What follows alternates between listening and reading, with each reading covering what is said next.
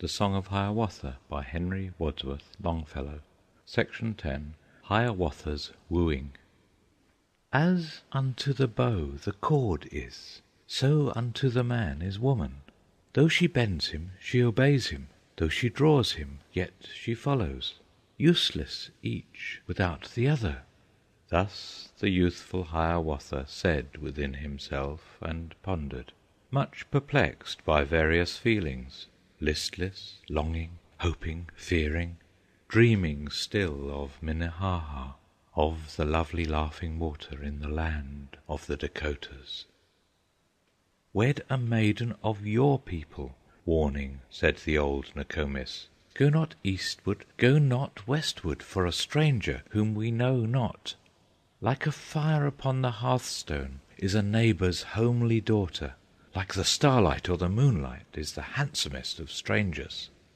Thus dissuading spake Nokomis, and my Hiawatha answered only this: "Dear old Nokomis, very pleasant is the firelight, but I like the starlight better. Better do I like the moonlight." Gravely then said old Nokomis, "Bring not here an idle maiden.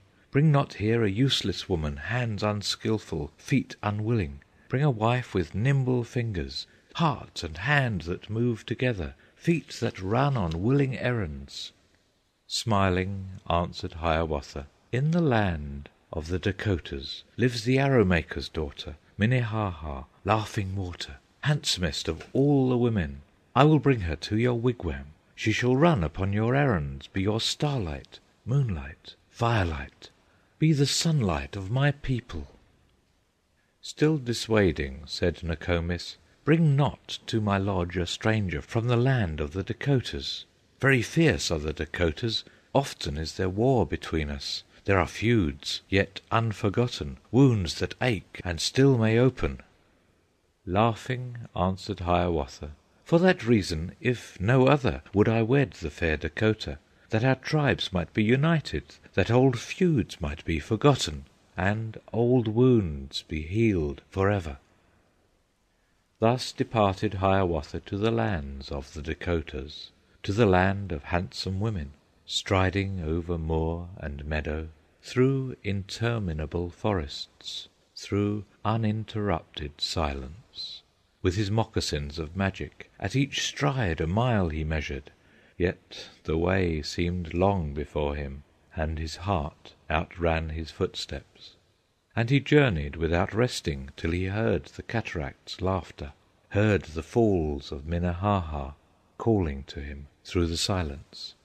"Pleasant is the sound," he murmured, "pleasant is the voice that calls me." On the outskirts of the forests, twixt the shadow and the sunshine, herds of fallow deer were feeding, but they saw not Hiawatha. To his bow he whispered, "Fail not!" To his arrow whispered, "Swerve not!" Sent it singing on its errand to the red heart of the roebuck, threw the deer across his shoulder, and sped forward without pausing.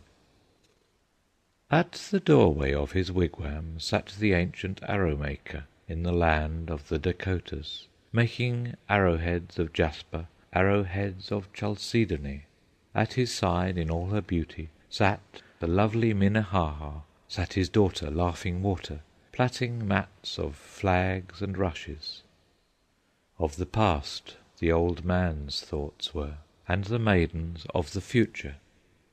He was thinking, as he sat there, of the days when with such arrows he had struck the deer and bison on the Muscaday, the meadow, shot the wild goose flying southward on the wing, the clamorous Wawa, thinking of the great war parties, how they came to buy his arrows, could not fight without his arrows. Ah, no more such noble warriors could be found on earth as they were. Now the men were all like women, only used their tongues for weapons. She was thinking of a hunter from another tribe and country, young and tall and very handsome, who one morning in the springtime came to buy her father's arrows, sat and rested in the wigwam, lingered long about the doorway, looking back as he departed. She had heard her father praise him praise his courage and his wisdom. Would he come again for arrows to the Falls of Minnehaha? On the mat her hands lay idle, and her eyes were very dreamy. Through their thoughts they heard a footstep, heard a rustling in the branches, and with glowing cheek and forehead, with the deer upon his shoulders, suddenly from out the woodlands Hiawatha stood before them. Straight the ancient arrow maker looked up gravely from his labor, laid aside the unfinished arrow, bade him enter at the doorway, saying as he rose to meet him, "Hiawatha, you are welcome!" At the feet of Laughing Water Hiawatha laid his burden, threw the red deer from his shoulders, and the maiden looked up at him, looked up from her mat of rushes, said with gentle look and accent, "You are welcome, Hiawatha." Very spacious was the wigwam, made of deerskins dressed and whitened, with the gods of the Dacotahs drawn and painted on its curtains, and so tall the doorway, hardly Hiawatha stooped to enter, hardly touched his eagle feathers as he entered at the doorway. Then up rose the Laughing Water from the ground, fair Minnehaha, laid aside her mat unfinished, brought forth food and set before them. Water brought them from the brooklet, gave them food in earthen vessels, gave them drink in bowls of basswood, listened while the guest was speaking, listened while her father answered. But not once her lips she opened, not a single word she uttered. Yes, as in a dream she listened to the words of Hiawatha, as he talked of old Nokomis, who had nursed him in his childhood, as he told of his companions, Chibiabos the musician, and the very strong man Kwasind, and of happiness and plenty in the land of the Ojibways, in the pleasant land and peaceful. After many years of warfare, many years of strife and bloodshed, there is peace between the Ojibways and the tribe of the Dacotahs. Thus continued Hiawatha, and then added, speaking slowly, that this peace may last forever, and our hands be clasped more closely, and our hearts be more united. Give me as my wife this maiden, Minnehaha, Laughing Water, loveliest of Dakota women. And the ancient arrow maker paused a moment ere he answered, smoked a little while in silence, looked at Hiawatha proudly, fondly looked at Laughing Water, and made answer very gravely, "Yes, if Minnehaha wishes. Let your heart speak, Minnehaha." And the lovely Laughing Water seemed more lovely as she stood there, neither willing nor reluctant, as she went to Hiawatha, softly took the seat beside him, while she said, and blushed to say it, "I will follow you, my husband." This was Hiawatha's wooing. Thus it was he won the daughter of the ancient arrow maker in the land of the Dacotahs. From the wigwam he departed, leading with him Laughing Water. Hand in hand they went together through the woodland and the meadow, left the old man standing lonely at the doorway of his wigwam, heard the Falls of Minnehaha calling to them from the distance, crying to them from afar off, "Fare thee well, O Minnehaha!" And the ancient arrow maker turned again unto his labor, sat down by his sunny doorway, murmuring to himself and saying, "Thus it is our daughters leave us, those we love and those who love us. Just when they have learned to help us, when we are old and lean upon them, comes a youth with flaunting feathers, with his flute of reeds.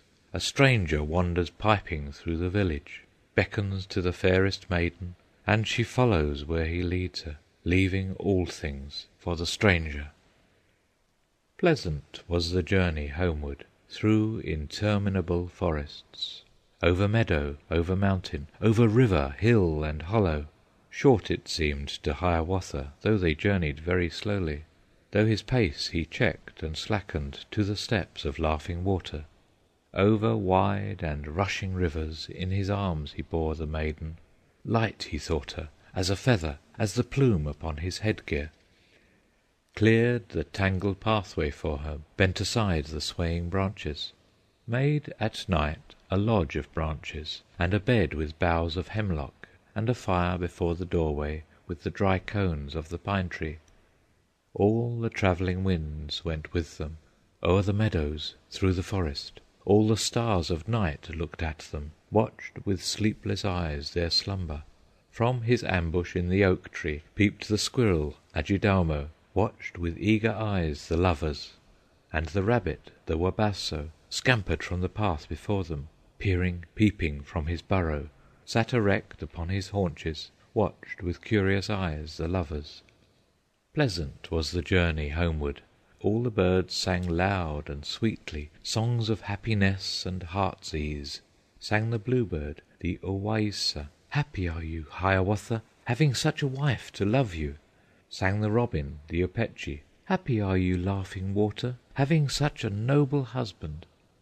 From the sky the sun, benignant, looked upon them through the branches, saying to them, "O my children, love is sunshine, hate is shadow, life is checkered shade and sunshine. Rule by love, O Hiawatha." From the sky the moon looked at them, filled the lodge with mystic splendors, whispered to them, "O my children, day is restless, night is quiet, man imperious, woman feeble. Half is mine, although I follow. Rule by patience, Laughing Water." Thus it was they journeyed homeward. Thus it was that Hiawatha to the lodge of old Nokomis brought the moonlight, starlight, firelight, brought the sunshine of his people. Minnehaha, Laughing Water, handsomest of all the women in the land of the Dacotahs, in the land of handsome women. End of section 10.